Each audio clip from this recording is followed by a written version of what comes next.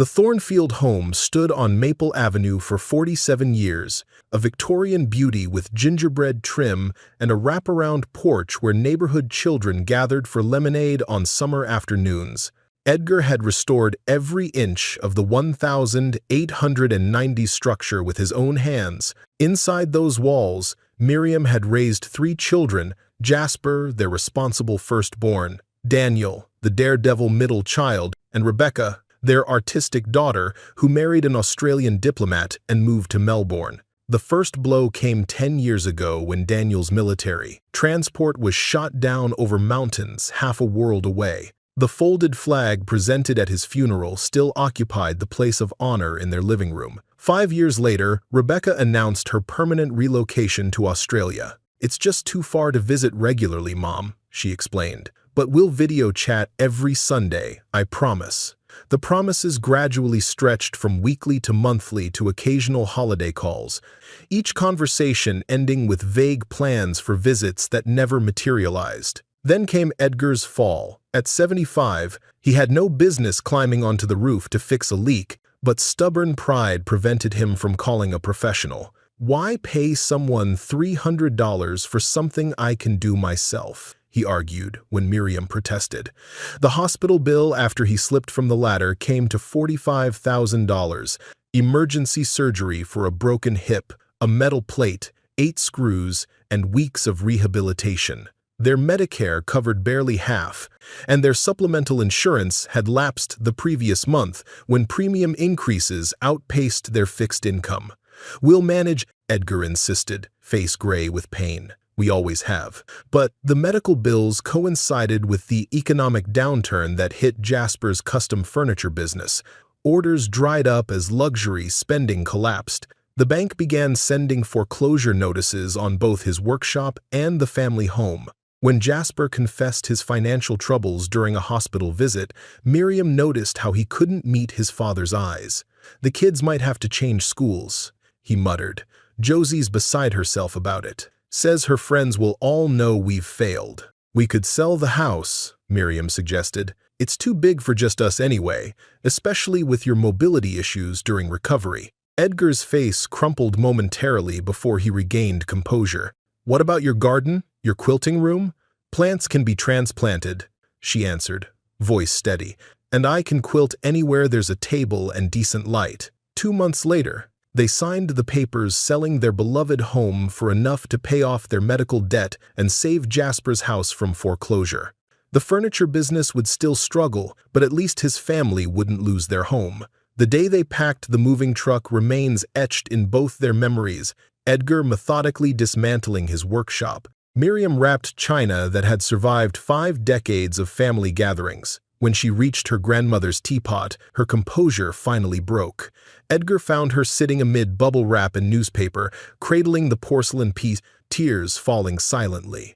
"We've had a good run in this old place," he said, easing down beside her. "Made enough memories to last several lifetimes." She leaned against his shoulder. "I know it's just a house." "But it's not just a house," he corrected. "It's where we became who we are. But Miriam, we take that with us wherever we go." Rusty, their 10-year-old golden retriever, sensed the upheaval. He followed them anxiously from room to room as furniture disappeared and boxes accumulated. When the final room was emptied, he sat in the center of the living room, bewildered by the hollow echo of the space. "Come on, old boy." Edgar patted his leg. "We're going on an adventure." The adventure led to Jasper's guest bedroom, a space clearly designed for occasional visitors, not permanent residents. The queen bed barely fit alongside a small dresser, leaving narrow pathways to navigate. Their remaining possessions filled the garage, with only seasonal rotations allowed inside due to what Josie called space limitations. Jasper and Josie's home in Oakridge Estates boasted 5 bedrooms, a 3-car garage, and a backyard large enough for a swimming pool and play structure. By any objective measure, space wasn't actually limited. Priorities were. Initially, Josie maintained a veneer of welcome. She arranged a small housewarming dinner their first night, complete with flowers and Miriam's favorite lemon chicken. "We're so grateful you're here," she said. The children are absolutely thrilled to have their grandparents close by. Indeed, 5-year-old Ivy and 4-year-old Finn seemed genuinely delighted. They raced into Edgar and Miriam's room each morning, jumping onto the bed for stories and cuddles before school. "Grandpa, will you build me a bird house like the old house?" Finn asked. "Grandma, can we bake cookies today, the kind with faces?" Ivy would request. These moments offered glimpses of joy amid the adjustment period. But within weeks, subtle changes emerged in Josie's demeanor. It began with small comments during meal preparation when she thought Miriam couldn't hear. "I never signed up to run a multi-generational household," she complained into her cell phone while chopping vegetables. Then came the adjustments to accommodate their temporary situation. Miriam's comfortable armchair, brought from their old home, was relocated to the basement. "We need the space for our new entertainment center," Josie explained. Edgar's remaining woodworking tools, once neatly organized in the garage corner, were tidied into boxes and stacked behind holiday decorations. "The children need space for their bikes," was the explanation. Meals became exercises in passive-aggressive commentary. "Edgar, you're welcome to have seconds, of course," Josie would say with a tight smile, "though the nutritionist at my gym says men your age should reduce portions to match decreased metabolism." Or, "Miriam, I've switched us all to almond milk. I read that regular dairy can accelerate memory issues in seniors." Jasper witnessed these interactions with uncomfortable silence, occasionally attempting weak interventions that inevitably trailed off under his wife's sharp glance. "Viv, I don't think my parents need dietary advice from your gym buddies," he began once. "I'm only thinking of their health," she interrupted. "Don't you want them to be healthy?" And that was that. Jasper retreated, choosing the path of least resistance. The children remained bright spots. Ivy would slip into the guest room after school, backpack bulging with papers. "Grandma, can you help me practice my letters?" she'd ask. Finn brought broken toys for Grandpa's magic fixing hands. Rusty adapted as best he could, claiming a corner of the guest room and following Edgar and Miriam throughout the house like a furry shadow. Josie barely tolerated his presence, muttering about dog hair on designer furniture and the smell of wet dog even when Rusty was perfectly dry. The first real crisis came 3 months after their arrival. Edgar awoke at 3 a.m. needing the bathroom. Still not fully confident with his healing hip, he moved cautiously through the darkened room. His slipper caught on an unfamiliar throw rug Josie had placed there, sending him crashing against the bathroom door with a cry of pain. The household erupted. Lights flashed on. Jasper appeared in pajamas. Children peeked fearfully from their doorways. Josie emerged last, hair perfectly arranged despite the hour, lips pressed in a bloodless line. "Is everyone all right?" Jasper asked, helping his father to his feet. "I'm fine," Edgar insisted, though his hip throbbed alarmingly. "I just lost my balance for a moment." "This is exactly what I was worried about," Josie said. Jasper flinched. "Dad just tripped, Viv. It could happen to anyone. At 3 in the morning, when everyone need their sleep for work and school tomorrow." She turned away, adding over her shoulder, "We'll discuss this in the morning." The discussion never materialized, but the next day, Josie scheduled a home assessment with a company specializing in senior modifications. The evaluator walked through the house, making recommendations that somehow always involved limiting Edgar and Miriam's movements rather than making spaces more accessible. "We could restrict nighttime bathroom visits with an evening fluid management plan," the young consultant suggested, avoiding Edgar's horrified expression. "Or perhaps adult undergarments would be appropriate," Josie added thoughtfully, as if discussing weather rather than her father-in-law's dignity. That evening, Edgar sat on the edge of their bed, shoulders slumped in defeat. "I never thought I'd become a burden to my own son." Miriam laid a hand on his arm. "You are not a burden. You raised that boy, put him through college, helped with the down payment on his first house. If anyone has the right to occupy space in his life, it's you." But even she was beginning to doubt their decision. Each week brought new evidence that they weren't truly welcome. Invitations to family outings mysteriously excluded them. Conversations halted when they entered rooms, their suggestions about household matters ignored or dismissed. Most telling were the grandchildren's innocent questions. "Mommy, why do you make that face when Grandma hugs me?" Ivy asked. Josie's smile froze. "What face, sweetheart?" "I don't make any faces." "Yes, you do," Finn chimed in. "Like when I eat broccoli and try to pretend I like it." The table fell silent until Jasper forced a laugh. "Kids say the darndest things, right?" But the observation hung in the air, undeniable in its clarity. Children see truth adults prefer to ignore. 5 months into their new living arrangement, patterns had solidified. Edgar and Miriam had become experts at making themselves scarce, retreating to their room or taking Rusty for long walks when Josie was home.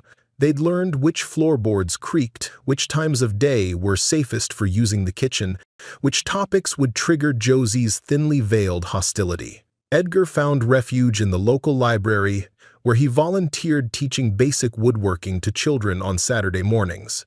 Miriam joined a senior center quilting group that met 3 afternoons a week. These activities provided necessary escapes from the mounting tension at Jasper's house. The children remained their allies, though Josie increasingly limited their interactions. "Ivy has ballet on Tuesdays now," she would announce. "And Finn starts soccer on Thursdays. They won't be home until dinner."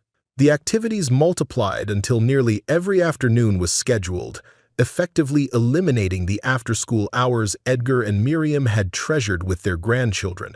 More concerning were the changes they noticed in themselves. Edgar's confidence had eroded. He second-guessed his movements, apologized constantly, and avoided using common areas whenever possible. Miriam caught herself speaking in whispers even when Josie wasn't home, as if her very voice might cause offense. Small memory lapses that once would have been laughed off became sources of anxiety. When Miriam forgot, she'd already watered the houseplants, causing minor overflow onto the hardwood floor. Josie's reaction was disproportionate. "This is exactly what I've been noticing," she said. "These episodes are happening more frequently. First the stove left on, now flooding the plants. It's concerning, isn't it?" The stove incident had been a single occurrence when Miriam had been distracted by Finn falling and scraping his knee. She'd turned off the burner immediately upon remembering, but in Josie's retelling, it had become a near-catastrophic event. Edgar noticed these exaggerations but felt powerless to counter them. Each time he attempted to defend Miriam, Josie deployed the same technique. "I understand you want to protect her," she would say. "That's admirable. But denial doesn't help anyone, especially with conditions that can progress rapidly at her age." Jasper, caught between his wife and his parents, increasingly sided with Josie, not overtly but through silence and absence. He worked longer hours, attended weekend business functions, and when home, retreated to his office or basement workshop. The workshop had become a particular point of contention. Edgar had asked once if he might set up a small workbench in one corner to resume some of his projects. "That's Jasper's space," Josie had replied.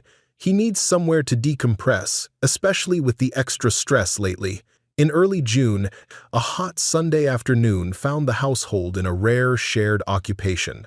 Jasper was grilling on the patio, Josie supervising the children in the pool, Edgar resting in a shaded chair, and Miriam arranging a fruit tray in the kitchen. Through the open window, Miriam overheard a conversation between her son and his wife.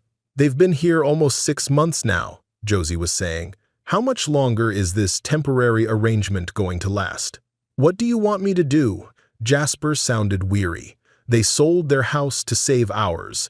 They have nowhere else to go." "That was their choice," Josie countered. "You don't think watching your son lose his home and business is force enough?" "All I'm saying," Josie continued, "is that there are options for people their age, communities designed for seniors, places with appropriate care levels. We can't afford assisted living, Viv. Their social security barely covers their medications and personal expenses. That's why they're here. There are government programs, Medicaid. They'd have to be destitute to qualify. Is that what you want? For my parents to have nothing?" Of course not. I'm thinking of everyone's well-being. The children need space to grow. We need our privacy back, and your parents need proper care from professionals. Miriam stood frozen, a fruit knife suspended over half-cut strawberries. The conversation confirmed what she'd suspected but hadn't wanted to believe. In Josie's mind, they were unwelcome intruders with an expiration date. That evening, she relayed the conversation to Edgar as they prepared for bed. "She wants us gone," she concluded, voice steady, "and Jasper isn't exactly fighting to keep us." Edgar sighed heavily. "Maybe she's right, Edgar. Not about sending us away," he clarified, "but about us being a burden here. This arrangement isn't working for anyone. Jasper's caught in the middle, the kids are confused by the tension, and we're walking on eggshells in what's supposed to be our home too. But what alternatives do we have? Our savings went to medical bills and helping Jasper. Our house is gone. We're too old to start over with mortgages and jobs." "I don't know," he admitted, "but I know we deserve better than being treated like problems to solve rather than parents to cherish." They fell asleep that night with questions unanswered and hearts heavy with uncertainty. The turning point came exactly 1 week later. At precisely 11 p.m., Miriam jolted awake from a troubled sleep. Voices drifted up from below, Jasper and Josie talking in the kitchen. Their tones were hushed but intense, carrying through the old heating vent near their bed, already toward Sunset Manor. Josie was saying, "It's perfect for their needs." Miriam nudged Edgar gently. He stirred, blinking in confusion, until she pressed a finger to her lips and pointed toward the floor. Understanding dawned as he registered the voices. $4,200 a month, Josie continued. "Their Medicare won't cover half of it, but here's the thing: once they're declared incompetent to manage their finances, we become their legal guardians." "Declared incompetent?" Jasper's voice sounded uncertain. "On what grounds?" "Doctor, Martinez already said Edgar's depression after the fall, combined with Miriam's memory issues, should be enough. He's sympathetic to our situation. You've discussed my parents with our doctor without telling me."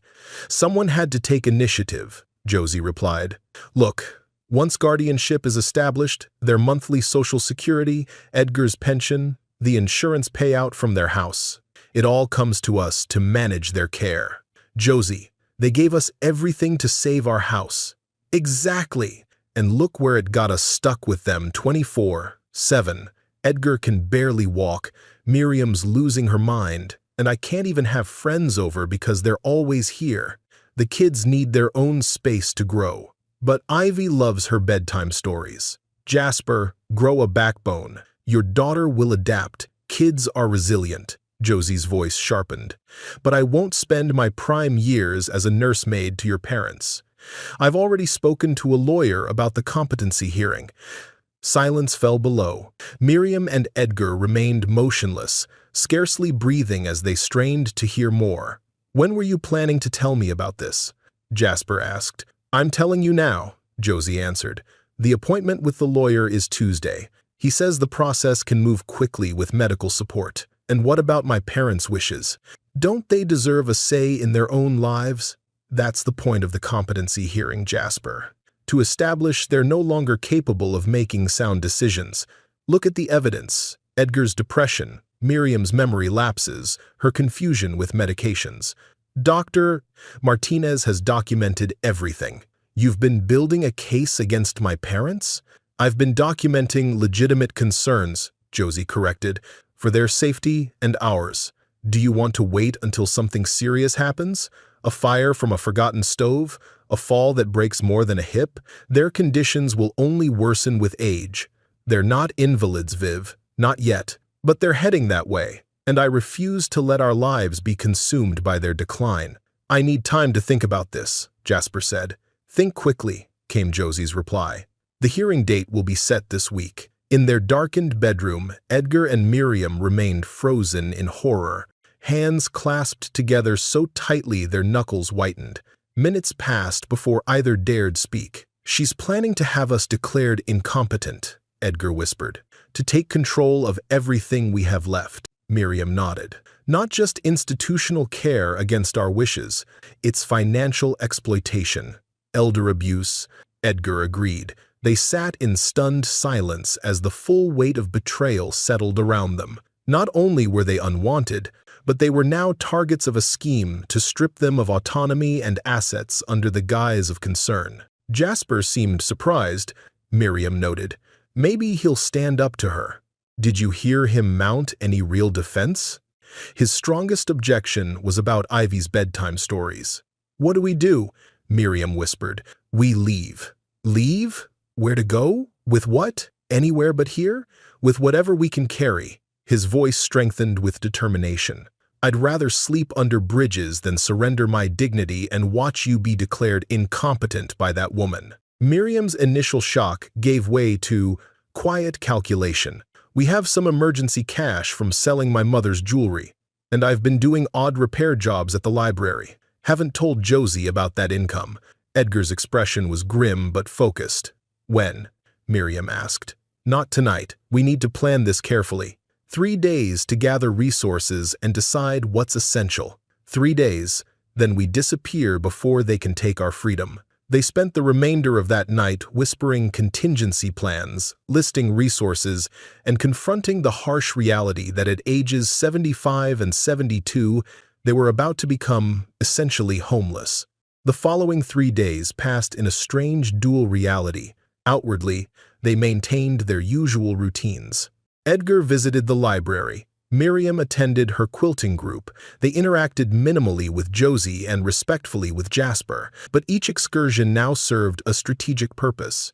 At the library, Edgar withdrew his modest volunteer stipend, which he'd been saving in a separate account Josie knew nothing about. He quietly said goodbye to the librarian who'd become a friend, explaining he might be traveling soon. Miriam used her quilting group meeting to convert her remaining jewelry, her mother's pearl earrings, and her own gold bracelet into cash through a discreet sale to a fellow quilter's jeweler son. They made inventory of their medications, calculated how long current supplies would last, and researched options for refills without insurance in new locations.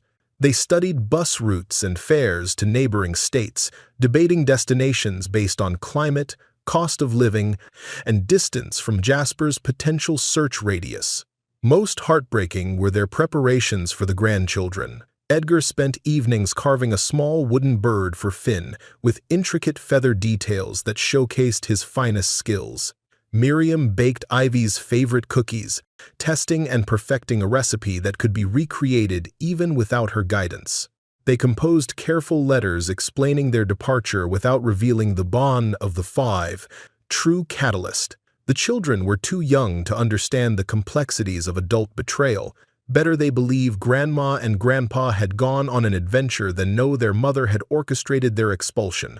On the third night, as the household slept, Edgar and Miriam executed their escape plan. They had packed 2 small suitcases with essentials, changes of clothes, medications, photocopies of important documents, and the few irreplaceable mementos they couldn't bear to leave behind. Daniel's military photograph, Rebecca's childhood drawings, a thumb drive containing digitized family photos. Rusty sensed the unusual activity. The old dog watched with anxious eyes as they moved quietly around the room, whimpering softly when they attached his leash at an hour he'd never been walked. "Shh, good boy," Miriam whispered.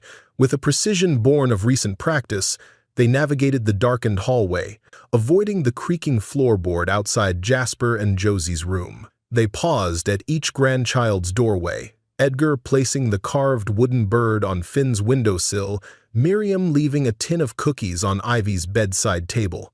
Descending the stairs in stockinged feet, suitcases carried between them to distribute weight, they moved like shadows through the kitchen. Edgar placed his house key on the counter, a symbolic surrender of the space that had never truly been theirs. Rusty's nails clicked once against the tile, freezing them in place.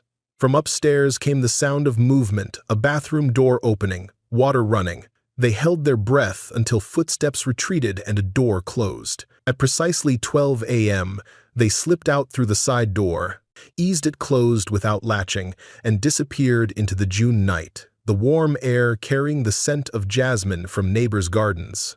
"No turning back now," Edgar murmured. Miriam squared her shoulders. only forward. They walked 6 blocks to the bus stop serving the night route, their pace slowed by Edgar's hip and the awkward luggage. When they finally sat on the bench to wait, the reality of their situation hit with full force. "We're homeless at 75 and 72, Edgar said. Miriam took his hand. "We're not homeless, we're houseless. There's a difference. Home is us, together, making our own decisions." Rusty settled at their feet, his warm presence a comfort in the uncertain night. Above them, stars punctured the darkness like tiny beacons of possibility. Whatever came next would be difficult, but it would be on their terms. In that moment, dignity outweighed security, and freedom felt worth the sacrifice of comfort. The city bus arrived at 1 a.m., its doors hissing open to reveal a sleepy driver who barely glanced at the elderly couple as they boarded. He did, however, notice Rusty. "No pets allowed unless they're service animals," he stated. Edgar straightened to his full height, summoning dignity from somewhere deep within. "He's my emotional support animal. For PTSD." The driver shrugged, too tired to argue. "Keep him under control." They settled into seats near the back, Rusty curled at their feet. As the bus pulled away, Miriam watched Jasper's neighborhood recede through the window. The elegant houses with their manicured lawns grew smaller until they disappeared altogether, swallowed by darkness and distance. "Where to?" Edgar asked. "First, we need a plan for tonight," she reasoned. "Let's find somewhere safe to rest until morning. Then we can make better decisions." Edgar nodded. The adrenaline of escape was wearing off, revealing the vulnerability beneath their brave decision. As the bus rumbled through sleeping neighborhoods toward the brightly lit downtown, something unexpected flickered within them, both a sense of possibility not felt in years. They had reclaimed agency in their lives. Whatever hardships lay ahead, they would face them together, unbowed by Josie's schemes or Jasper's weakness. The downtown bus terminal at 2 a.m. presented a harsh introduction to their new reality. Harsh fluorescent lighting cast everything in sickly yellow, highlighting dirt and desperation in equal measure. A handful of overnight travelers dozed uncomfortably on plastic seats, while security guards eyed everyone with equal suspicion. The smell of industrial cleaner barely masked underlying odors of unwashed bodies and fast food. Edgar and Miriam found seats in a corner, positioning their luggage between them like a makeshift barrier. Rusty settled at their feet, his presence drawing occasional glances from security. "We should inventory our resources," Edgar suggested. Miriam nodded. "I've been tracking everything." The tally was sobering. 847 from Miriam's jewelry sales, 312 from Edgar's library work, 2 bus tickets to anywhere, approximately 340 remaining cash for survival, roughly $800. Edgar murmured. "Good. How long will that last us?" "Depends where we go and what we find. A cheap motel might be 60-70 per night. Food, perhaps 20 daily if we're extremely careful. That gives us about 2 weeks before complete destitution. 2 weeks to recreate a life at our age." A cleaning woman pushing a cart paused nearby, her dark eyes taking in their situation with a single glance. She was perhaps 50, with streaks of gray in her black hair and lines of exhaustion etched around her mouth. "You folks okay?" she asked, a Hispanic accent coloring her English. Miriam offered a thin smile, just waiting for the morning bus.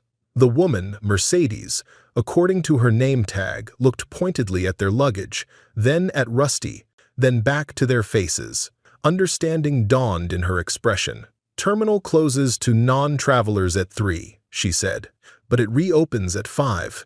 Security makes everyone leave, checks tickets when you return." She hesitated, then added, "There's a diner 3 blocks east that's open all night.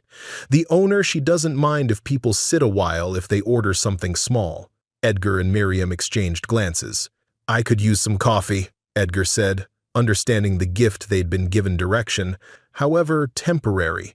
They gathered their belongings and made their way out of the terminal, Rusty trotting dutifully beside them. The night air had cooled significantly, a reminder that even June could bring chilly pre-dawn hours. Sunny's all-night diner belied its cheerful name. The establishment was clean but worn, with cracked vinyl booths and a counter where a few solitary figures hunched over coffee cups. A bell jangled as they entered, drawing brief attention before patrons returned to their own concerns. They selected a booth near the back, positioning their luggage discreetly against the wall. Rusty settled underneath the table, invisible to casual observation. A waitress approached the same Mercedes from the bus terminal, now wearing a different uniform but the same expression of understated compassion. "Didn't expect to see you folks so soon," she said. "Coffee to start? Please," Miriam replied. "And would it be possible to have some water for our dog? He's very well behaved. The owner's not here tonight. I'll bring a bowl, but keep him under the table, okay?" When she returned with coffee and a small bowl of water, Mercedes lingered. "You're running from something," she observed. Edgar stiffened defensively, but Miriam placed a calming hand on his arm. "Starting over," she corrected gently. "My grandmother, she lives with me. 83 years old, memories are starting to go. My sister says put her in a home, but," she shook her head, "family takes care of family. That's how I was raised." "Not everyone shares your values," Edgar said. "No," Mercedes agreed. "That's why those who do must stick together." She glanced around the nearly empty diner. "You can stay until my shift ends at 7. Order something small every couple hours so it looks right. Use the bathroom to freshen up if you need. I'll keep your coffee full." Before they could properly thank her, she moved away to attend to another customer, leaving them with this small kindness that felt monumental in their circumstances. They ordered the cheapest menu item, toast with jam, and nursed their coffee, grateful for warmth and temporary sanctuary.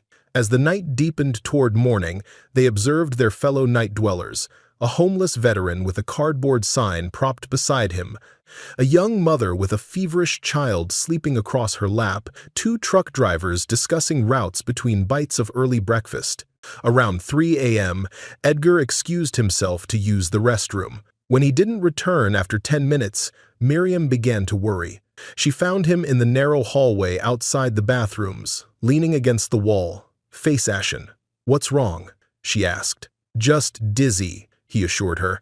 "Forgot to take my blood pressure medication with all the excitement." Miriam's heart sank. In their careful planning, they had inventoried medications but neglected to keep them accessible during transit.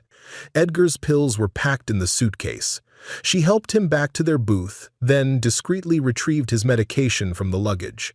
As he swallowed the pill with water, the vulnerability of their situation struck her anew. They weren't just houseless seniors, they were medically fragile individuals without healthcare access, far from their doctors and support systems. "Maybe we should call Rebecca," she suggested quietly. "She's far enough removed from Jasper's influence." Edgar shook his head. "Australia is literally the other side of the world. What could she do from there, except worry? And international calls can be traced. We need a plan beyond anywhere but here," Miriam acknowledged. They spent the next hour mapping possibilities.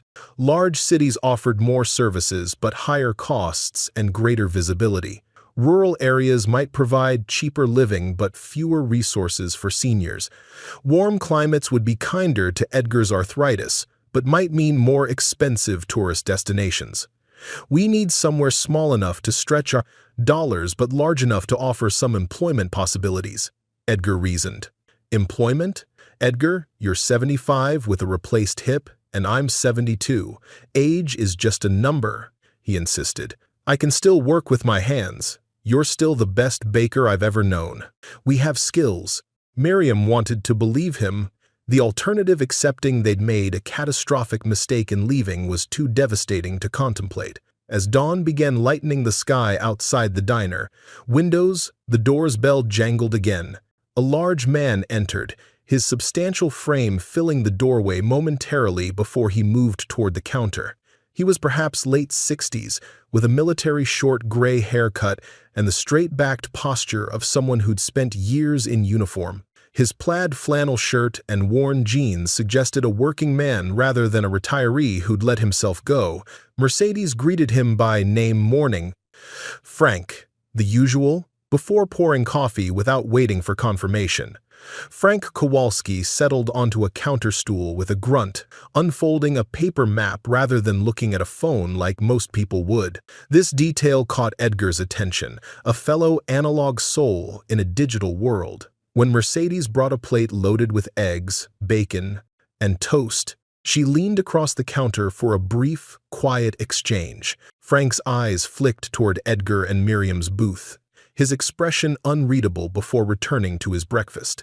"I think we've been discussed," Edgar muttered. Miriam sipped her coffee. "We're not exactly inconspicuous elderly couple with luggage and a dog at 4 a.m. 20 minutes later, as Frank was paying his bill, he detoured to their booth instead of the exit. Up close, his face revealed more character, deep creases around piercing blue eyes, a scar bisecting one eyebrow, and an expression that suggested he didn't waste words on trivialities. "Mercedes says you folks might need a ride somewhere," he said. Edgar straightened.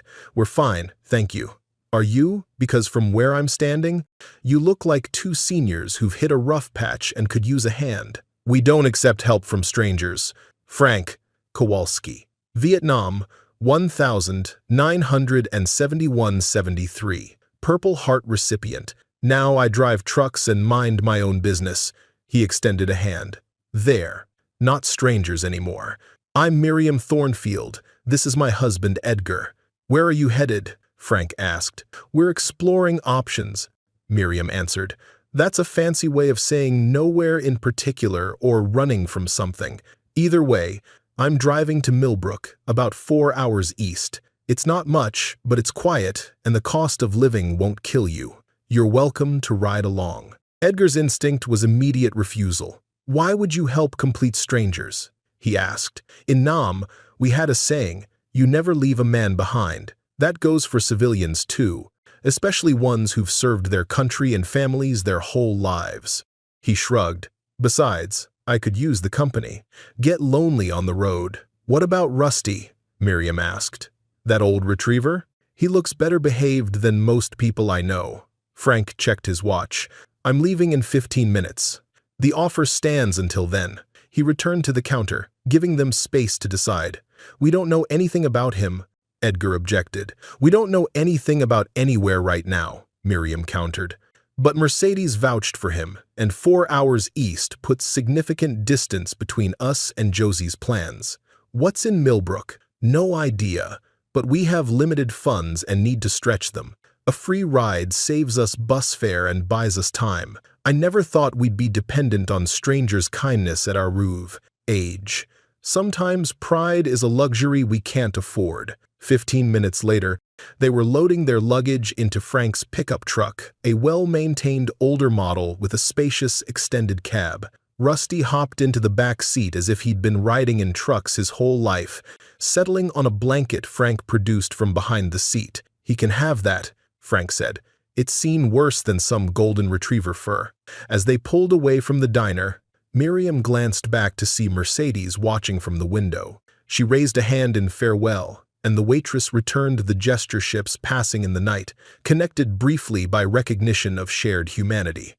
As urban congestion gave way to rolling countryside, Frank finally spoke. "So what's your story? Mercedes thought you might be escaping a bad situation." Edgar tensed, but Miriam recognized the value of limited honesty. "Our son's wife decided we were inconvenient," she said. "She was planning to have us declared incompetent and institutionalized while taking control of our remaining assets, financial elder abuse. It's more common than people think. We gave them everything," Edgar added. "Sold our home to save their house from foreclosure, and this is how they repaid us." Frank nodded. "Family can be the cruelest betrayers because they know exactly where to plant the knife." As miles accumulated beneath the wheels, conversation gradually flowed more naturally. Frank revealed he was a widower. His wife, Margaret, had died of breast cancer 8 years earlier. They'd had no children, a source of regret that had intensified with her passing. "Now it's just me and my mother," he explained. "She's 89, beginning to show signs of dementia. Lives in a little house in Millbrook I bought for her years ago." "You care for her?" Miriam asked. Not as well as I should. I'm on the road most weeks. Neighbors check in, and I pay a local girl to clean and stock her fridge. He hesitated before admitting, been considering assisted living lately. She's forgetting to turn off the stove, wandering outside in her nightgown. That's why we ran, Edgar said. Because we'd rather face uncertainty than lose our independence against our will. In Nam, I had to leave men behind once. Heard their voices on the radio as they were overrun. Swore I'd never abandon anyone who needed me again. By mid-morning, they'd settled into a rhythm. Frank would drive for 2 hours, then stop at rest areas where Rusty could stretch his legs. They shared the food Mercedes had packed for them, sandwiches and fruit that tasted like the finest cuisine after their night of anxiety and travel. During these breaks, Frank consulted maps and made phone calls, often stepping away for privacy. During one such call, Edgar overheard fragments that suggested Frank was canceling some previous arrangement, something about reconsidering options and trying a different approach. The countryside transformed as they traveled east, lush forests giving way to farmland, then more rugged terrain with rocky outcroppings and stands of pine. The temperature dropped slightly, bringing crisp air through partially opened windows. Around noon, they stopped at a small-town diner different from any tourist establishment. The wooden building wore decades of weather with dignity, its hand-painted sign proclaiming Rose's Place in faded letters. Inside, vinyl booths hosted locals who barely glanced up as they entered. An elderly woman with improbably dark hair approached, greeting Frank by name. "Long time no see, stranger," she said. "Your usual table's open." "Thanks, Rose. Got room for 3 today. And maybe some water for the dog?" Rose Patterson, 78 and proprietor for nearly 50 years, assessed Edgar and Miriam with shrewd eyes. "Friends of yours, Frank?" "Getting there," he replied. Rose led them to a corner booth with a view of rolling hills beyond the parking lot. As they settled in, she disappeared briefly, returning with a bowl of water and 3 menus. "Special meatloaf," she announced. The simple declaration carried pride earned through decades of feeding travelers and locals alike. They all ordered the special, recognizing genuine quality when presented. While waiting for their food, Rose lingered, curiosity evident. "You folks just passing through?" Edgar hesitated, but Miriam answered with calm dignity. "We're between chapters at the moment, looking for somewhere to write the next one. Been there myself. My husband died, the kids moved away, thought my story was finished.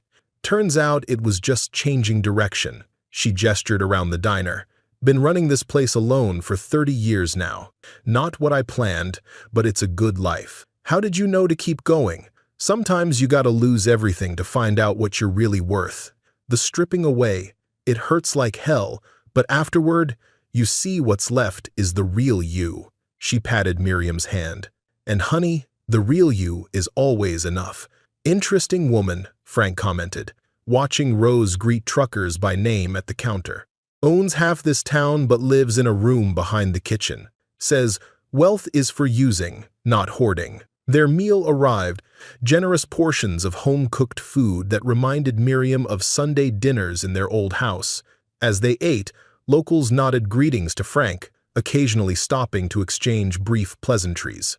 When they finished eating, Rose refused to let them pay. "Frank saved my grandson from going to jail after a stupid teenage mistake," she explained. "His meals are always on the house, and that extends to his friends." "These small towns," Edgar mused, watching farms and woodland pass outside the window. "They have a different rhythm than the city." Frank nodded. "People know each other. Notice when someone's missing or needs help. It's not perfect, plenty of gossip and grudges carried for generations. But there's something to be said for being somewhere your absence would be noted." The observation struck Miriam forcefully. In Jasper's house, despite being family, their presence had been treated as an imposition. The idea of being somewhere they were actually wanted, where their contributions might be valued rather than tolerated, held powerful appeal. "What's Millbrook like?" she asked. "Dying, if we're honest. Population 847 and declining. Young people leave for college and don't come back. Storefronts downtown are more empty than occupied these days." He paused, then added, but the bones are good. Victorian architecture, town square with original gazebo, decent library.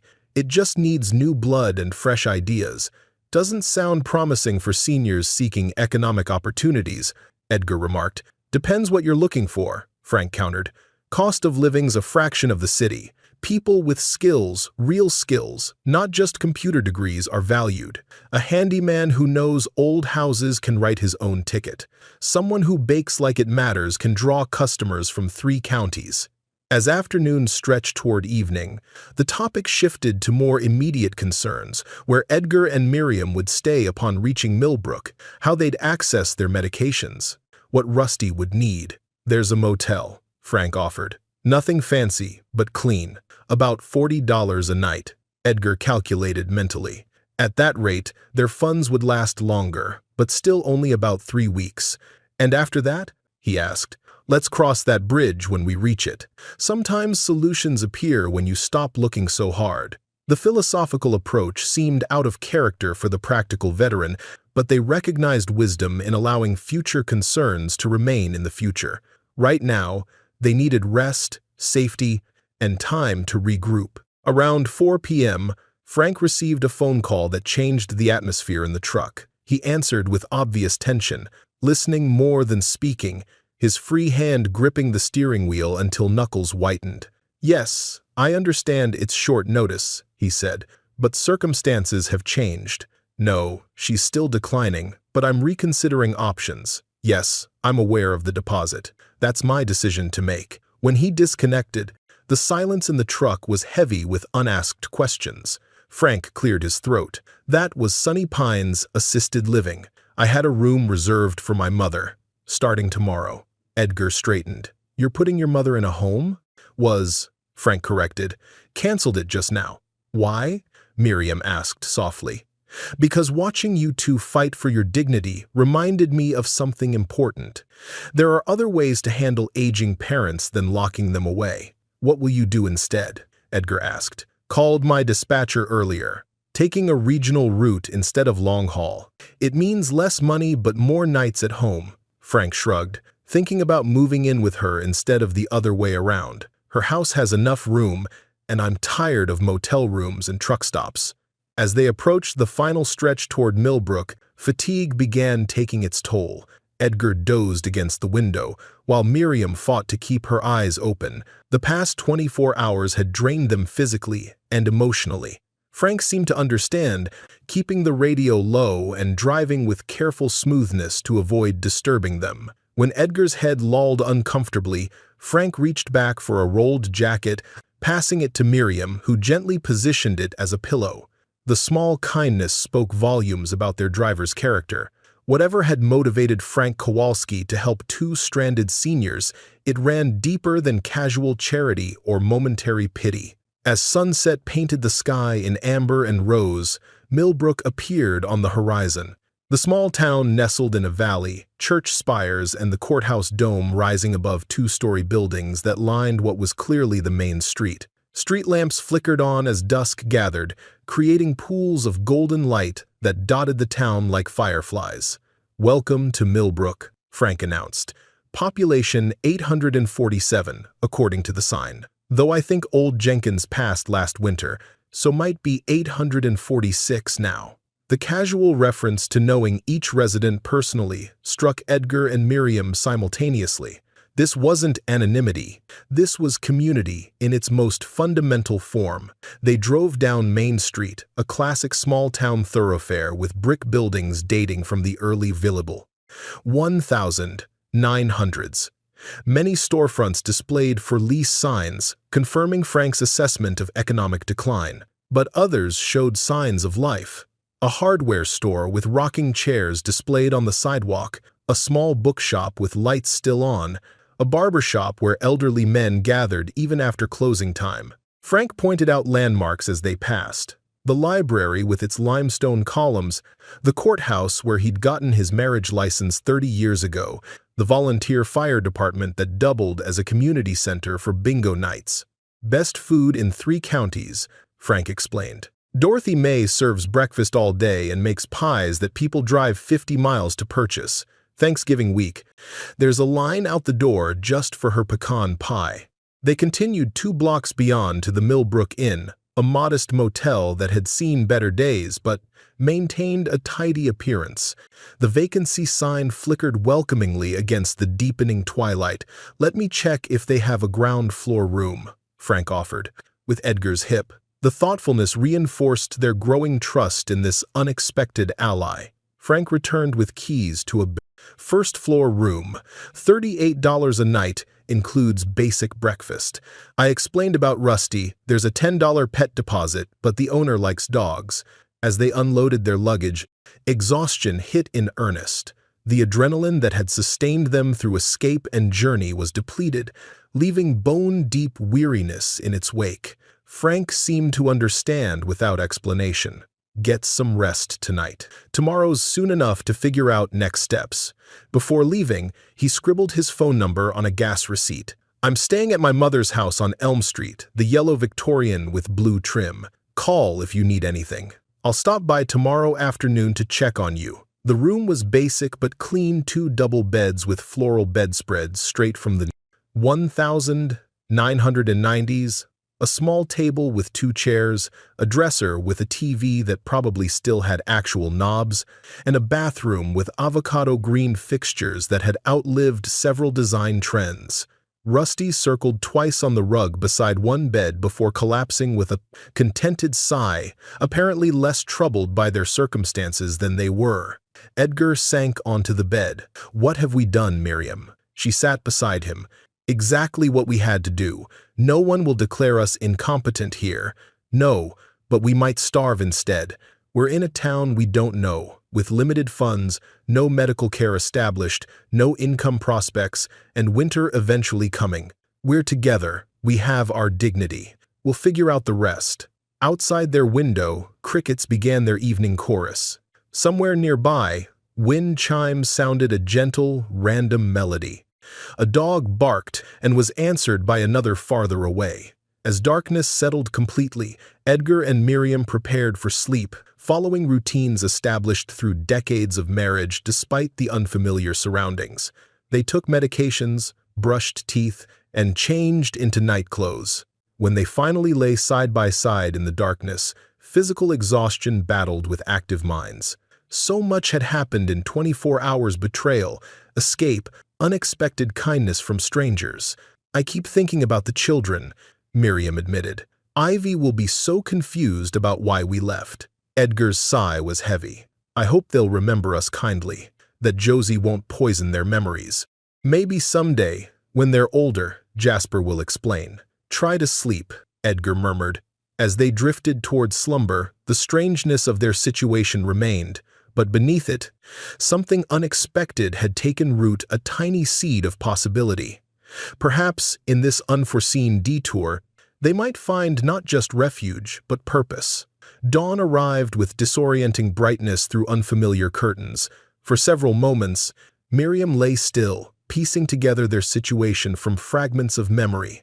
The midnight escape, Frank's truck, Millbrook's quiet streets, the motel room with its dated decor. Reality assembled itself slowly. They were essentially homeless, unemployed seniors in an unknown town, with limited resources and uncertain prospects, yet sunshine streamed through thin curtains, casting optimistic patterns across the worn carpet. Rusty stretched lazily beside the bed, tail thumping in greeting. Edgar's breathing remained deep, and even beside her, the first truly restful sleep he'd had in months, untroubled by anxiety about Josie's judgmental presence.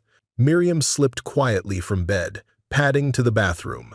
The mirror reflected a woman she barely recognized, silver hair uncombed, face lined with fatigue, eyes shadowed by recent stress. "We are not finished yet," she told her reflection firmly. After washing up, she dressed and took Rusty for a brief walk around the motel grounds.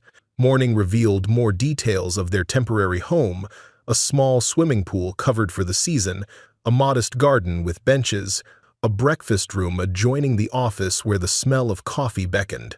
The motel owner, a wiry man in his 60s named Howard Jenkins, greeted her warmly when she entered for breakfast. "You must be Mrs. Thornfield. Frank called this morning to make sure you settled in okay." He gestured to a simple buffet of muffins, cereal, and fruit. "Help yourself. Coffee's fresh." The casual mention of Frank's concern touched her. In less than 24 hours, they'd acquired an advocate in this community, someone who remembered their existence and cared about their welfare. She returned to their room with coffee, for Edgar, and muffins for them both. He was awake and moving cautiously. "Sleep well?" she asked. He nodded. "Better than I expected. You?" "Well enough. The owner seems nice." Frank called to check on us. "Our trucker guardian angel continues his watch."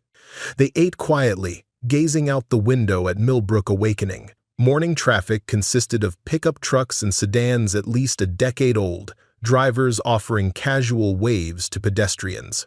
"What's our plan?" Edgar finally asked. "First, we need to understand this place better, see what opportunities might exist." Frank mentioned Dorothy May's Diner as a hub of sorts. "Perhaps we start there, get a feel for the community, and we need to locate a pharmacy for our prescriptions.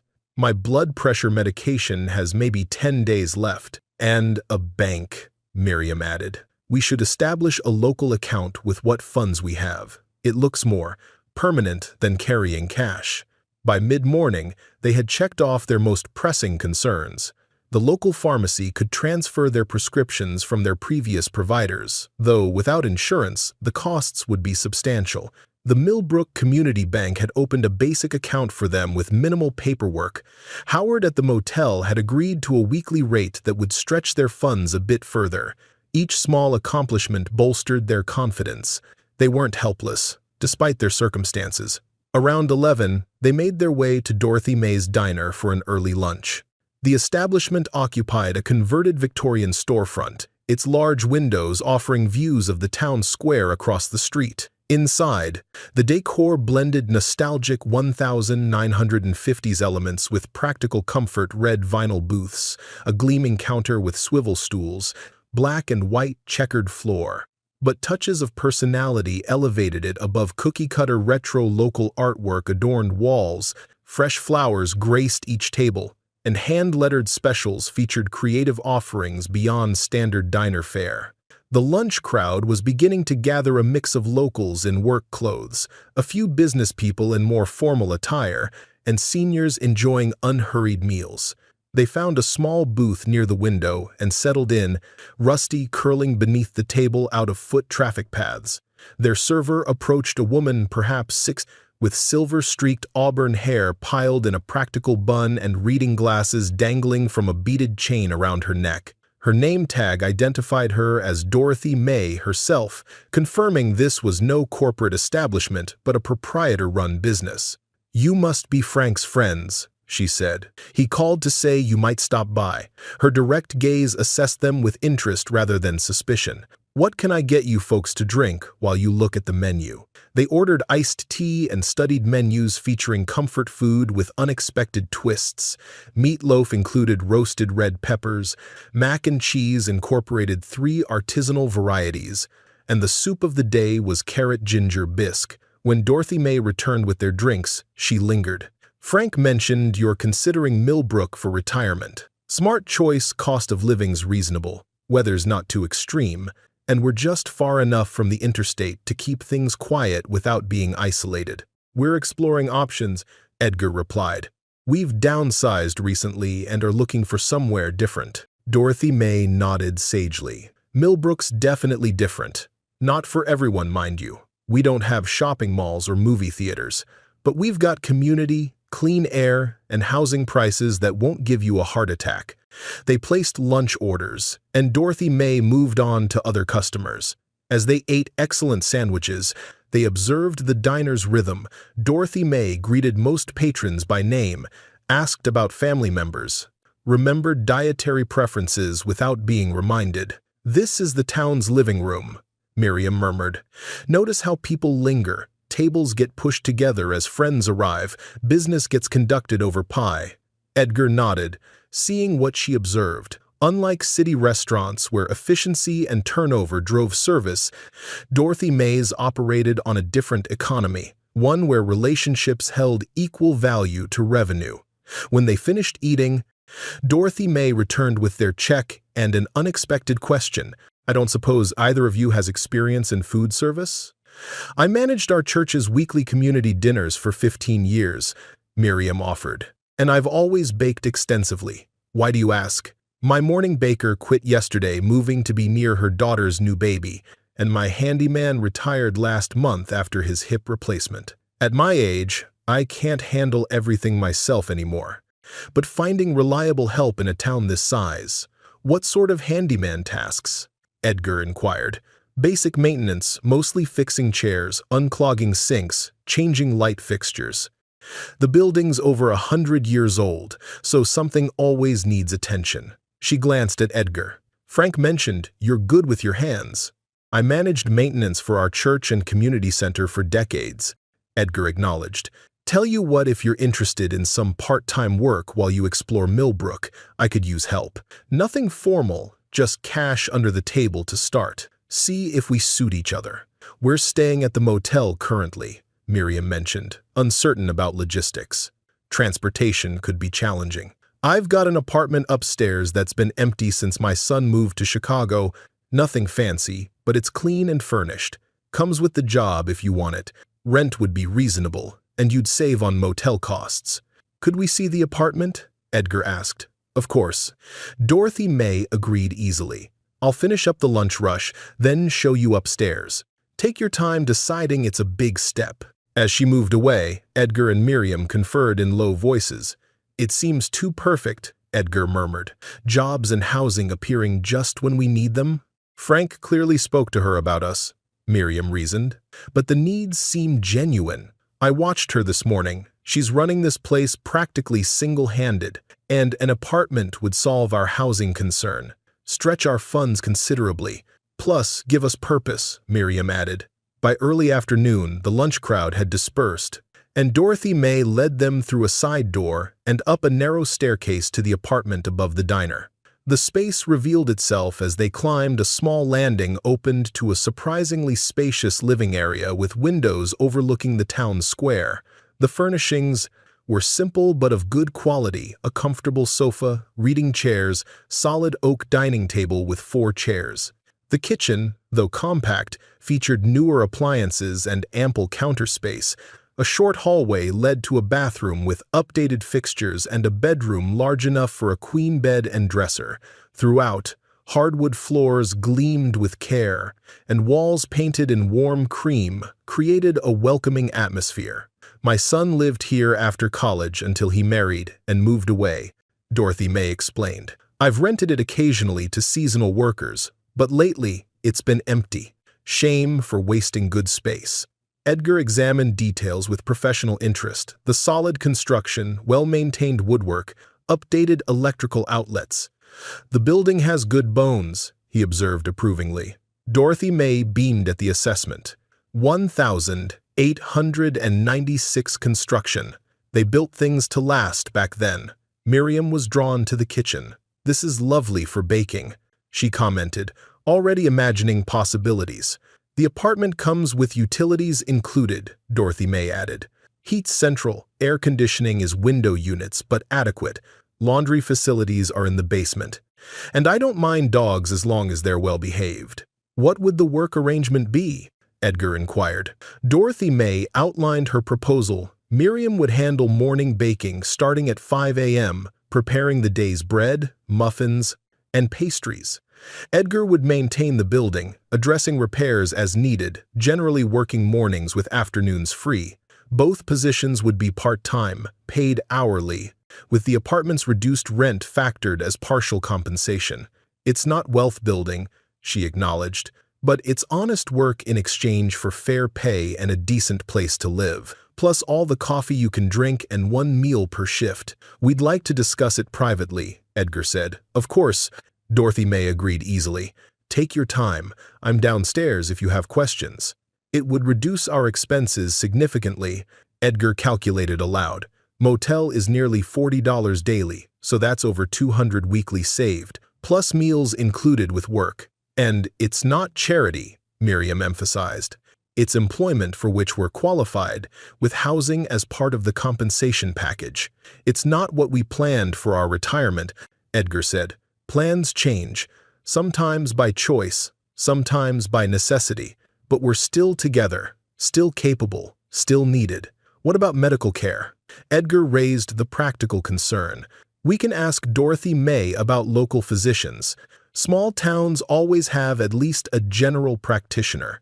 They weighed options, considered alternatives, and ultimately recognized the opportunity before them offered the best immediate solution to their predicament. When they descended to the diner, Dorothy May looked up expectantly from wiping counters. "We'd like to accept your offer," Edgar announced, "on a trial basis, for both your protection and ours. 1 month to ensure the arrangement works for everyone." "Fair enough. When would you like to start?" "Tomorrow, if that works for you. We'll need today to collect our things from the motel. I'll have the apartment ready by this evening, and I'll show you both the ropes tomorrow morning, say 5 a.m. for Miriam, 7 a.m. for Edgar."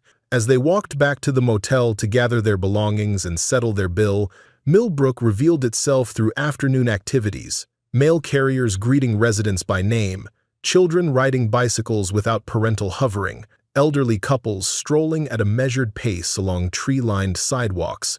"It reminds me of where I grew up," Miriam observed. Edgar nodded, noticing how passing drivers waved at pedestrians, how storekeepers swept sidewalks outside their establishments, how neighbors paused to converse rather than hurrying past.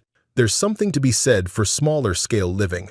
At the motel, Howard expressed genuine pleasure at their good fortune. "Dorothy May's a fair employer and a decent landlord. You folks landed on your feet." They packed their few possessions, settled their bill, and waited for Frank, who had offered to drive them back to the diner with their luggage. He arrived precisely when promised, helping load their bags into his truck. "Dorothy May says you start tomorrow," he commented. "She doesn't offer that apartment to just anyone. You must have impressed her." "Or she's desperate for help," Edgar suggested. "A bit of both, probably. But it's a good match. She needs reliable people. You need stability. Sometimes the universe aligns things properly." By evening, they were settled into the apartment above Dorothy May's diner, their few possessions arranged to create immediate familiarity in the new space. Dorothy May had stocked the refrigerator with basics, milk, eggs, bread, fruit, and left a peach cobbler with a welcome note on the counter. Standing in the twilight by their windows, watching Millbrook's lights illuminate against deepening blue, Edgar slipped an arm around Miriam's waist. "Not where we expected to be," he acknowledged, but not without promise. "A new chapter," she agreed. "Let's see what tomorrow brings." Their first weeks in Millbrook unfolded with unexpected grace. The work at Dorothy May's suited them perfectly. Miriam rediscovered joy in creating breads and pastries that brought smiles to customers' faces, while Edgar found satisfaction in maintaining the historic building, applying skills honed over decades. Dorothy May proved an excellent employer, fair, appreciative, and respectful of their age without treating them as fragile or incompetent. The diner's regular customers welcomed them with typical small-town curiosity tempered by politeness. Questions about their past were general rather than probing, and their vague answers about downsizing after retirement were accepted without suspicion. Frank visited regularly, often bringing his mother, Elaine Kowalski, a bright-eyed woman whose occasional confusion was managed with gentle redirection rather than frustration. The decision to remain in her home with Frank's increased presence seemed to be working well for both of them. "I sleep better knowing Mom's under the same roof," Frank confided to Edgar one morning. By the end of their first month, patterns had established. Miriam rose at 4 a.m., baking until mid-morning when part-time helpers took over. Edgar worked from 7 a.m. until early afternoon, addressing maintenance issues and occasionally helping with lunch rush. Their afternoons were their own for exploring Millbrook, reading, or resting. Dorothy May insisted they join her for a meeting as their trial month concluded. "I'd like to make the arrangement permanent," she announced. "You've exceeded expectations. Customers love Miriam's baking, and Edgar's fixed things I didn't even know were broken. We'd like that." Miriam answered for both of them. "Sometimes the worst moments lead us where we need to be," she observed. "I know something about that myself." They didn't press for details, respecting privacy as theirs had been respected. But over the coming weeks, Dorothy May's story emerged in fragments. A difficult marriage ended by her husband's sudden death, adult children scattered to distant cities, the diner becoming both livelihood and purpose during lonely years. "We create a family where we find it," she told Miriam one morning. "Blood ties are just one kind of connection." The observation resonated deeply as Edgar and Miriam gradually integrated into Millbrook's community, Fabric. They joined the library's book club, attended community concerts in the park, and eventually accepted dinner invitations from new acquaintances. Edgar met Samuel Ross, 71, a retired furniture maker who still maintained a workshop behind his home. The men bonded over woodworking techniques, and Samuel offered access to his tools, a generosity that brought tears to Edgar's eyes the first time he held a properly weighted chisel again. "Been looking for someone who appreciates quality craftsmanship," Samuel explained. Under Samuel's mentorship, Edgar began restoring antique furniture for local residents, small projects that utilized his skills while accommodating his physical limitations. The modest income supplemented their diner wages, but more importantly, it reconnected him with his lifelong passion. Miriam similarly expanded beyond morning baking. She joined a quilting circle that met at the community center, sharing techniques accumulated over decades. When the elementary school sought volunteers for an after-school reading program, she offered her time, soon becoming a favorite with children who called her Grandma Miriam with casual affection. Rusty thrived in the small-town environment, where his presence was welcomed rather than tolerated. Dorothy May allowed him downstairs during slower periods, where he became the diner's unofficial greeter.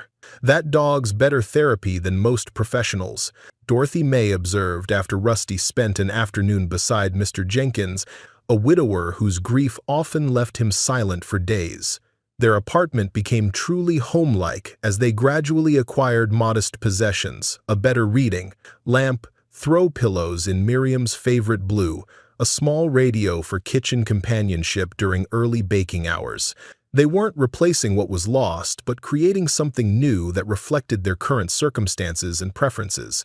Financial stability increased as their reputation for reliability spread. Edgar received more furniture restoration requests than he could accommodate, allowing him to select projects that interested him most. Miriam's special order baked goods, particularly her cinnamon rolls and seasonal pies, generated extra income during holiday seasons.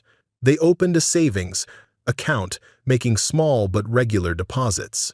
Not enough to recapture their previous security, but sufficient to reduce anxiety about immediate survival. They established care with local physicians who adjusted medications to improve Edgar's mobility and Miriam's arthritis symptoms. In October, when early snow dusted Millbrook briefly before melting, Dorothy May approached them with an idea. "The diner gets busiest during the holiday season, tourists passing through, families gathering, gift shopping bringing folks downtown. I could use extra help, with appropriate compensation, of course. We'd be happy to increase hours temporarily," Edgar agreed, appreciating both the opportunity and the respectful way it was presented. As Thanksgiving approached, Dorothy May's prediction proved accurate. The diner hummed with increased activity, travelers stopping for famous pies, locals gathering for comfort food as temperatures dropped, holiday shoppers refueling between stores. Miriam's baking skills shone particularly bright during this season. Her pumpkin rolls sold out daily, and advance orders for Thanksgiving pies filled 3 notebooks. Edgar created a display system for the bakery case that showcased products while maximizing limited counter space. "You two are the best investment I've made in years," Dorothy May declared. The simple acknowledgement meant more than she could possibly know to be assets rather than burdens, contributors rather than dependents. After months of Josie's subtle diminishment, such recognition was profoundly healing.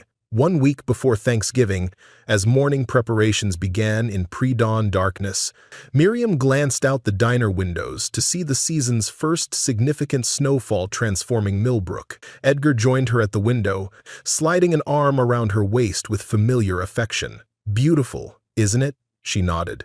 "I was just thinking we've been here 5 months now. Feels both longer and shorter somehow. Do you ever regret it?" she asked. "I regret the circumstances that made it necessary. I regret losing daily contact with our grandchildren. But the decision itself?" He shook his head. "No. We preserved something essential: our dignity, our autonomy, our right to determine our own path. And we found something unexpected here. Not a replacement family, but community," Edgar supplied. Outside, Millbrook awakened to its snowy transformation. Early risers navigated freshly whitened sidewalks, shop owners cleared doorways, children detoured through the park to make first tracks in pristine snow. "We should call Rebecca for Thanksgiving," Miriam suddenly suggested. Edgar agreed readily. Their daughter in Australia had been reduced to occasional emails in recent years, geography and time zones creating natural distance. But perhaps now, with their lives stabilizing in this new configuration, bridges could be carefully rebuilt. The Tuesday before Thanksgiving brought Millbrook's first true winter storm, heavy snow driven by gusty winds that created drifts against buildings and reduced visibility to mere yards. Dorothy May's diner remained open despite the weather, a beacon of warmth serving comfort food to snowplow drivers, utility workers, and locals undeterred by blizzard conditions. Edgar had spent the morning securing exterior fixtures and ensuring walkways remained passable, while Miriam's baking filled the establishment with aromas of cinnamon, nutmeg, and fresh bread. By early afternoon, the lunch rush had diminished to a few hardy souls lingering over coffee, reluctant to face renewed snowfall. Dorothy May was tallying receipts at the counter when the front door opened, admitting a swirl of snowflakes and a tall figure bundled against the elements. The newcomer stomped snow from boots on the entry mat, unwound a scarf, and removed a knit cap to reveal a face that caused Miriam, emerging from the kitchen with fresh pie, to freeze mid-step. Jasper Thornfield stood in the doorway, his expression a complex mixture of relief, uncertainty, and exhaustion. Edgar, returning through the side entrance, stopped abruptly upon seeing his son. His hand tightened on the doorframe, knuckles whitening with sudden tension. For several heartbeats, no one moved. The diner's ambient sounds, coffee percolating, radio playing softly, wind rattling windows seemed to recede, as 3 generations of Thornfields regarded each other across unexpected distances. Dorothy May, reading the situation, quietly motioned remaining customers toward the register. "Folks, we've got a private matter here. How about I cash you out with a 20% weather discount?" The subtle intervention cleared the diner within minutes, leaving only Dorothy May, who retreated to the kitchen after a supportive nod toward Edgar and Miriam. Jasper removed his coat with slow, deliberate movements, as if concerned sudden gestures might trigger flight. He looked older than 5 months should account for new lines around his eyes, a certain heaviness in his posture suggesting accumulated stress. "Hello, Mom." "Dad." His voice carried both relief and apprehension. "It took a while to find you." Edgar found his voice first. "How did you?" "Private investigator, initially. Then veteran networks. Someone remembered Frank helping an elderly couple with a golden retriever. The trail led here." Miriam remained silent, pie still balanced in her hands like an offering with no recipient. 1,000 questions crowded her mind, but one dominated. Had Josie sent him to execute their capture and return? As if reading her thoughts, Jasper added, "I'm alone. Josie doesn't know I'm here." The assertion released some tension from Edgar's posture. "Why are you here, then? Could we sit? It's been a long drive." Miriam finally moved, setting the pie on a nearby table and gesturing toward a booth away from windows. Some deeply ingrained maternal instinct had her reaching for the coffee pot as they settled across from each other, the familiar action providing momentary refuge from emotional turbulence. "You're looking well," Jasper finally offered. "Both of you." Healthy. We are well, Edgar confirmed. I can see that. This town. It suits you somehow. The children? Miriam couldn't contain the inquiry, concerned for her grandchildren overriding caution. They miss you terribly. Ivy asks every day when you're coming home. Finn keeps your carved bird on his nightstand. We didn't want to leave them, Edgar said quietly. But we couldn't stay. Not after what we overheard. I know what Josie was planning. I didn't know the full extent until after you left. The lawyer's appointment, the competency hearing arrangements. She'd orchestrated everything without telling me details. You knew enough, Edgar observed. And you didn't stop it. No, Jasper admitted. I was weak, caught between loyalty to you and fear of losing my marriage, my family stability. I chose poorly. What happened after we left? Miriam asked. Chaos, initially.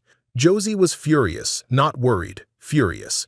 Her plans were derailed, and she hated losing control. The children were devastated, especially when Josie tried to convince them you'd abandon them because you didn't love them anymore. She said that to them? She tried.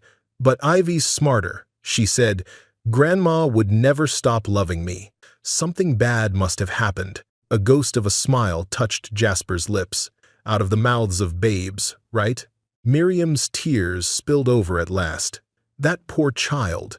I started searching immediately, Jasper continued. But discreetly. Told Josie it was to reassure the children, but truthfully, I needed to know you were safe. That's when I discovered how extensive her planning had been. Edgar leaned forward. Explain. She'd been documenting supposed evidence of your decline for months, notes about Mom's memory lapses, your depression, medication confusion. She'd consulted an elder law attorney specializing in guardianship proceedings, had appointments scheduled with Dr. Martinez to provide medical support for competency challenges. The financial aspect, Miriam pressed. Was that real too? She'd already researched how to redirect your Social Security, pension, insurance proceeds, everything into accounts she would control as guardian. When I confronted her after finding her notes, she didn't even deny it, said it was practical financial management, since you'd clearly demonstrated poor judgment by giving everything to me. We gave everything to save your home, your children's stability. I know, Jasper acknowledged. I know that now, with absolute clarity, the shame of how we repaid that sacrifice. He paused, collecting himself. That's why I'm here. Not to bring you back, I can see you've built something meaningful here.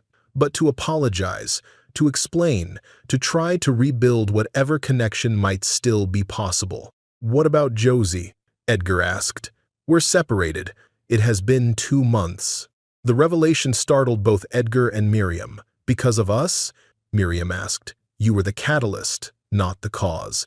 Once I started questioning her actions toward you, other patterns became clear: financial manipulations, emotional control tactics, how she'd systematically isolated me from friends who disagreed with her. Your departure forced me to truly see what my marriage had become.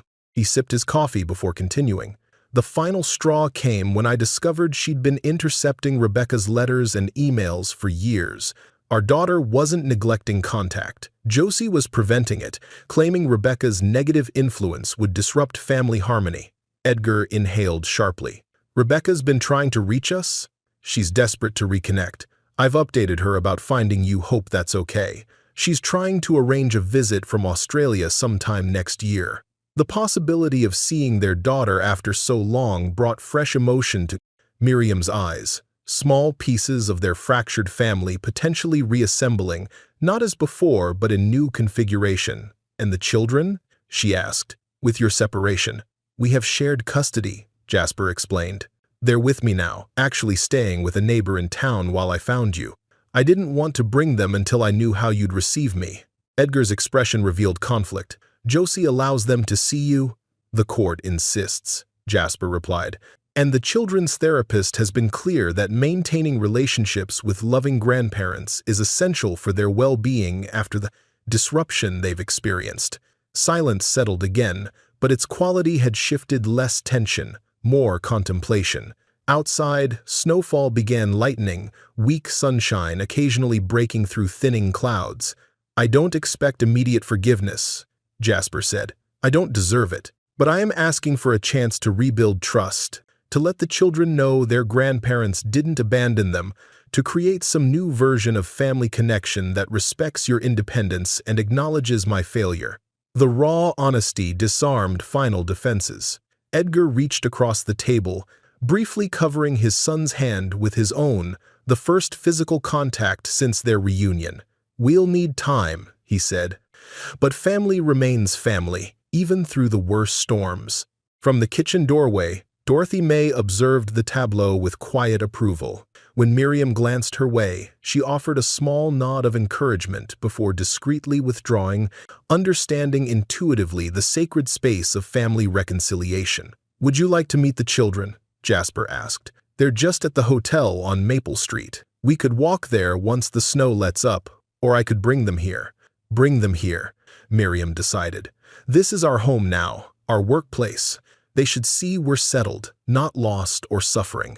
They'll be overjoyed." Finn's been carrying that wooden bird everywhere, telling people his grandpa made it with magic hands. The simple report brought unexpected tears to Edgar's eyes. Despite everything, their connection to those children remained pure, uncorrupted by adult conflicts. When Jasper departed to retrieve Ivy and Finn, promising to return within the hour, Edgar and Miriam remained at the booth, emotions too complex for immediate processing. Dorothy May emerged from the kitchen, coffee pot in hand for refills. "Family's complicated," she observed. "Takes courage to attempt repair after damage." Edgar nodded slowly, not sure where this leads.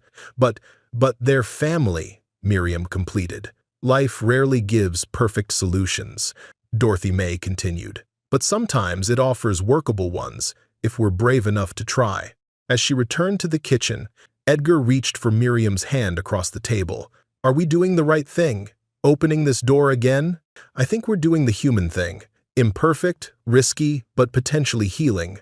When Jasper returned 40 minutes later, he was accompanied by two small whirlwinds of energy who burst through the diner door ahead of him. 5-year-old Ivy, her dark braids trailing behind her, spotted them immediately.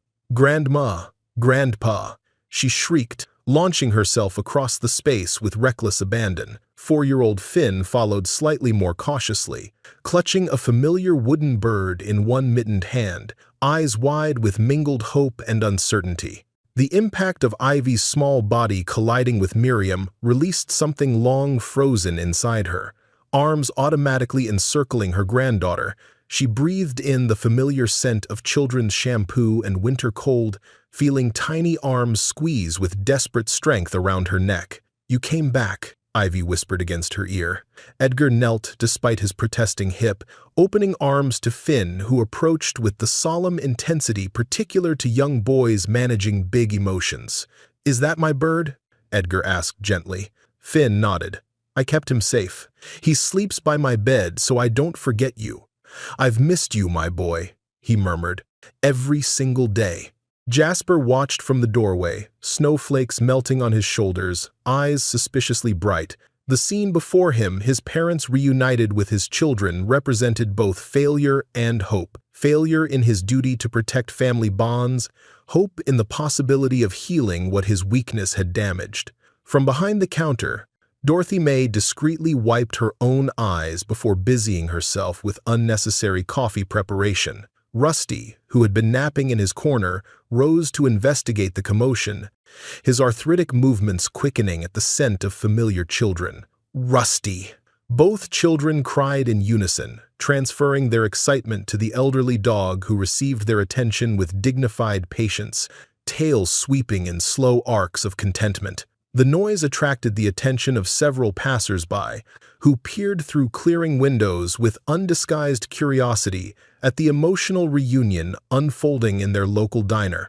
Over the children's heads, Edgar met his son's gaze directly. No words were needed.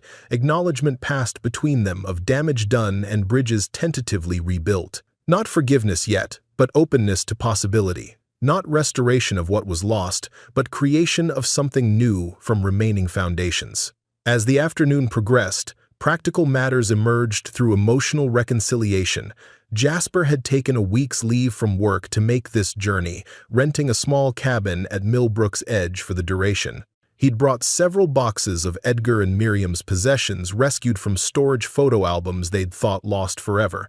Edgar's specialized woodworking tools, Miriam's cherished recipe collection, items of sentimental value that couldn't be replaced. "I thought you might want these, whatever you decided about seeing me," he explained. The gesture represented understanding, not attempting to reclaim them, but supporting the life they'd chosen to build, independently.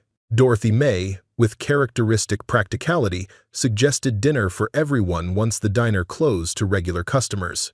"Family should break bread together," she declared, the simple wisdom cutting through lingering awkwardness. As evening settled over snow-blanketed Millbrook, the diner transformed from public establishment to private gathering space. Dorothy May prepared comfort food that appealed to all generations: fried chicken, mashed potatoes, green beans with bacon, rolls still warm from the oven. Miriam contributed apple pie for dessert, teaching Ivy to crimp edges as they worked side by side in the kitchen. Frank Kowalski and his mother joined them at Dorothy May's invitation, the trucker's role in their journey, making him integral to the full circle moment. Samuel Ross arrived bearing a small wooden train he'd crafted for Finn, and several other Millbrook residents stopped by briefly, curious about the visitors but respectful of family boundaries. Watching his grandchildren interact comfortably with their new community, Edgar experienced an unexpected revelation. The relationship needn't be binary, either living with Jasper or completely separated. Perhaps this middle path, independent lives with deliberate connection, offered a better solution than they'd imagined during their desperate flight. As dinner concluded and children grew drowsy from excitement and travel, Jasper broached the question hovering beneath the evening's warmth. "I know you've built lives here," he began. "I'm not asking you to abandon that. But is there room for us in your new world? Regular visits, perhaps? Maybe I could look for property nearby for weekend trips?" Miriam glanced at Edgar, receiving his slight nod of agreement before responding. "We'd like that," she said simply. "The children need stability, not confusion. Regular contact on neutral ground seems wise. And Rebecca?" Edgar added. "When will she visit Australia?" "Of course," Jasper agreed readily. "She's eager to reconnect with both of you. Her husband's work contract ends next year, and they're considering returning stateside permanently." The possibility of their daughter's closer proximity added another dimension to the emerging family reconfiguration, fractured pieces, potentially reassembling in a new pattern that honored the past without being constrained by it. As the evening concluded, practical arrangements were discussed. Jasper and the children would remain in Millbrook through Thanksgiving, participating in the holiday meal Dorothy May had planned at the diner for strays and family alike. Future visits would be scheduled with reasonable frequency, perhaps monthly to start, with longer stays during school holidays. When Jasper prepared to take increasingly sleepy children back to their rental cabin, Ivy clung to Miriam with sudden desperation. "You won't disappear again?" she asked. "No, sweetheart. Grandpa and I live here now, in the apartment upstairs, but you can visit us, and we'll always answer your calls. Promise?" Finn joined his sister. "We promise, and Thornfields keep their promises." The simple exchange represented a covenant not just with the children but with Jasper, who watched with evident emotion. After final hugs and assurances of tomorrow's reunion, Jasper departed with the children, leaving Edgar and Miriam to process the day's unexpected developments with their Millbrook family. "Well," Frank observed dryly, "when you Thornfields do family drama, you don't hold back." The comment broke tension lingering after emotional intensity, drawing surprised laughter from Edgar and Miriam. Dorothy May swatted Frank's arm with a dish towel, but her eyes twinkled with agreement. "It's a beginning," Samuel Ross noted, his carpenter's perspective evident. "Good restoration starts with assessing damage honestly, then rebuilding with stronger joints than before." As their friends departed into the snowy evening, Edgar and Miriam climbed the stairs to their apartment, emotional exhaustion competing with cautious optimism. Rusty followed slowly, his elderly joints stiffened by excitement and weather changes. In their small living room, Edgar sank into his favorite chair while Miriam made tea, the familiar ritual providing comfort amid emotional turbulence. "I never expected this resolution," Edgar admitted. "I thought we'd either remain entirely separate from them or eventually be forced to return on Josie's terms." Miriam nodded. "Life rarely offers the endings we anticipate. Is it an ending, though?" Edgar mused. "I keep thinking about what Rose Patterson told us months ago," Miriam said. "Sometimes you gotta lose everything to find out what you're really worth." "We lost much," he acknowledged, "but perhaps not everything. And what we've found here has its own value," she completed. They sipped tea in companionable silence, contemplating the day's unexpected gifts, grandchildren's unconditional love, son's genuine remorse, community's steadfast support. Not the retirement they'd planned, but perhaps something equally meaningful in different configurations. As they prepared for sleep that night, Edgar paused at their bedroom window, gazing out at Millbrook's snow-covered square. The storm had passed completely, leaving crystalline clarity in its wake. Stars punctuated velvet darkness above the town, sharp and brilliant in winter's clean air. "Remember that first night in the bus station?" he asked. Miriam joined him at the window. "I remember being terrified but determined. We've come so far since then, in more ways than distance." Below their window, Millbrook slept peacefully, the town that had offered refuge when they most needed it, community when they felt most alone, purpose when they feared uselessness. Not a replacement for what was lost, but genuine home nonetheless. "Whatever comes next," Edgar murmured, arm encircling his wife's shoulders. "We face it together." Miriam nodded. "Together," she echoed, "the only way we know." Outside, a gentle wind stirred bare branches against the starlit sky, nature's reminder that even in winter's apparent stillness, life continues its constant transformation, like the town below, like the family reconnecting against odds, like two elders who'd found courage to begin again when most would simply surrender.